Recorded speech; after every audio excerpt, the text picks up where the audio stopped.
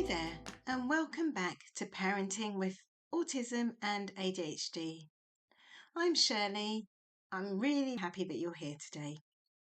So, parenting a child with autism or ADHD is a journey filled with love and learning, and let's be honest, has its challenges. One of the biggest struggles many of us face is communication. You might find yourself asking, why won't they answer me? Are they ignoring me? Or how can I help them express their feelings? If you've ever felt this way, trust me, you are not alone. And more importantly, there are ways to bridge this communication gap. So today, we're going to explore how to connect with your child beyond words. We'll talk about how communication is more than just speaking, how to recognize what your child is already telling you, and how to create meaningful conversations without forcing verbal language. So let's get started.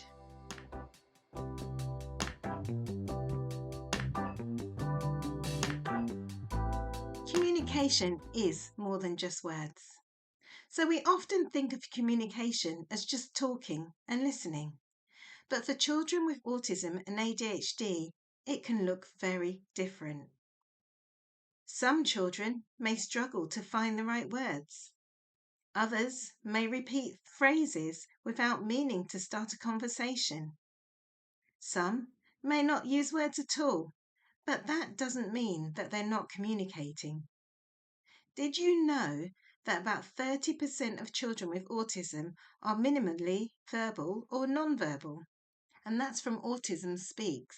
Up to 80% of children with autism experience some form of language delay, and that's from the CDC.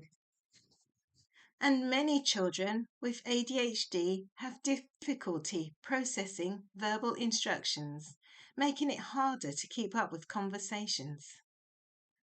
So if words aren't always the answer, how do our children communicate?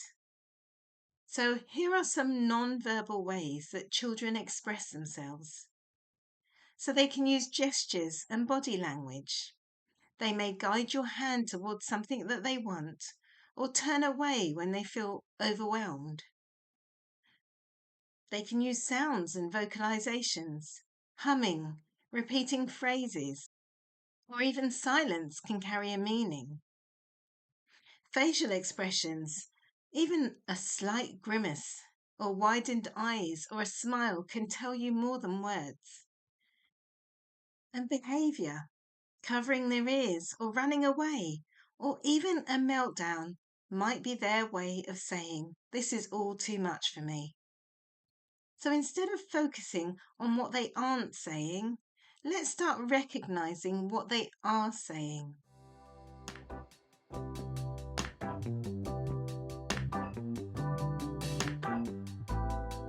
Meeting them where they are. Now that we know communication is more than just words, how do we actually connect with our child? The key is meeting them where they are, instead of expecting them to communicate in our way. So let's break this down into 3 simple strategies. The first, slow down and observe. Take a step back and watch how your child naturally interacts with their world. Do they tap your hand when they want something? Do they hum when they're happy? Do they avoid eye contact when they feel overwhelmed? The more we observe, the more we understand their unique communication style. The second way is to use their preferred method first. So if your child points instead of speaking, acknowledge that by responding to the pointing. If they use pictures, match their style before introducing new methods. It's about building trust in their way of communicating before expecting them to use ours. And the third way is to give them more time to respond. So neurodivergent children often need more processing time. So instead of repeating yourself quickly, try pausing for 5 to 10 seconds after asking a question. Studies show that children with autism take up to 11 extra seconds to process verbal instructions, and that's from the Journal of Autism and Developmental Disorders. So, an example of this is instead of, "What do you want for a snack? Do you want an apple or crackers? Are you hungry? Hey, are you listening?" Try, "Would you like an apple or crackers?" And then pause for 10 seconds. Hold up visuals if needed. This small change can reduce frustration and give your child time to process and respond.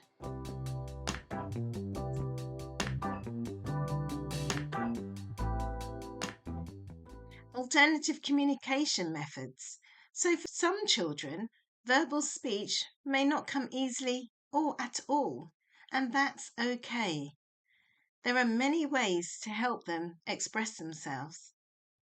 So, here are some alternative communication tools that can make a huge difference. So, you can use visual supports, picture exchange communication systems, also known as PECs, flashcards, or communication boards. Or you can use tech tools, apps like Proloquo to Go or AAC. These are devices that can help children communicate their needs. Or they can use sign language and gestures. Even simple signs like more or all done can be life-changing. Did you know that 67% of nonverbal children with autism who use AAC tools show improvements in verbal communication within 1 year? And that's from the American Speech and Language and Hearing Association.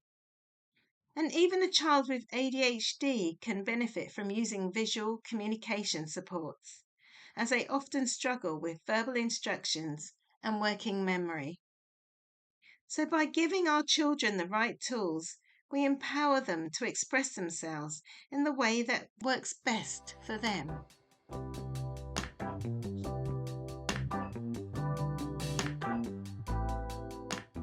Strengthening connection through everyday moments. So, communication isn't just about getting through the day, it's about creating connection. So, here are 3 simple ways to strengthen communication through everyday interactions. So, 1, you can follow their lead. So, instead of directing play, join in and narrate what they are doing. Number 2, you can use playful imitation. Copy their movements or sounds. It builds trust and makes communication fun. Or 3, use music and rhythm. So many neurodivergent children process rhythm better than speech. And so try singing a question to them instead of speaking it. Studies show that children with autism process rhythm and melody better than speech. And that's from the Journal of Neuroscience. These small moments build connection and confidence, making communication feel natural and enjoyable.